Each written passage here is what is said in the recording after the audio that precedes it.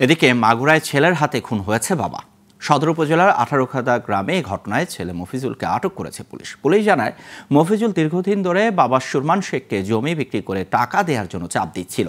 সকাল 9:30টায় ছেলে তাদের মধ্যে জমি বিক্রয় নিয়ে কথা কাটাকাটি হয়। এক পর্যায়ে মফিজুল ক্ষিপ্ত হয়ে তার বৃদ্ধ বাবাকে ধারালো অস্ত্র দিয়ে এলোপাতাড়ি কুপিয়ে গুরুতর জখম করে পালিয়ে যায়। পরিবারের লোকজন আহত সুরমানকে মাগুরা 250 শয্যা বিশিষ্ট সদর হাসপাতালে নিয়ে আসলে চিকিৎসাধীন অবস্থায় সকাল 10টার দিকে তার মৃত্যু হয়। পুলিশ জানায় এ বিষয়ে মামলা হয়েছে।